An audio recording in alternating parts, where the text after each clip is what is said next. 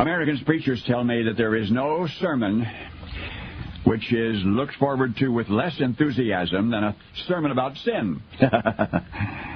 Well, that's probably true if we're talking about a secular sermon on the subject of hard work. There is no gospel less popular than the gospel of hard work. I could ask you today, I could ask you right now to demonstrate your faith in America by handing poison to snakes, and many or most of you would. I could outline a fundamental Christian code of conduct which strictly forbids the use of stimulants or sedatives or the wearing of jewelry, and many would, willingly and without question, accept and be bound by such abstinence.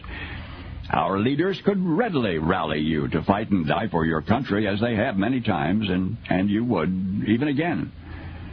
But if Paul Harvey or any politician should state that our only chance for survival is to get off our dead centers and get to work, well, I'd be lucky if you'd let me finish. But I'm going to test my luck today. You see, I don't happen to be running for or from anything, and that does make a difference.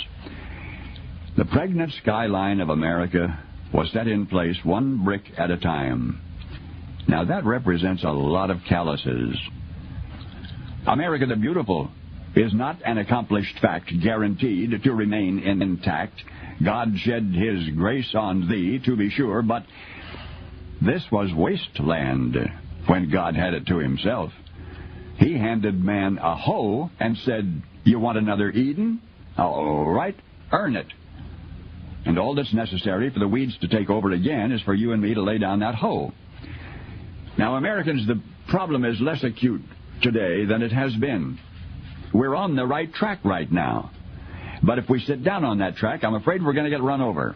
We tell our young people how our country was carved out of the wilderness. No, it wasn't. Our nation was not carved out of the wilderness. Our nation was hammered and hoed and chopped and dug and sawed and clawed out of the wilderness by bare-handed men who asked nothing for nothing. America did not start out with an agricultural production that's the awe and envy of the world.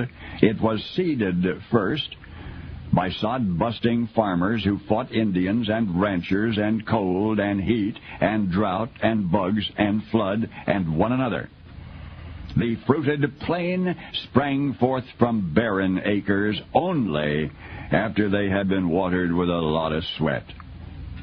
I guess what I'm saying is that the more history I study, ours and others, the more certain I am that there is one fertilizer essential to the survival of civilization, and that fertilizer is sweat.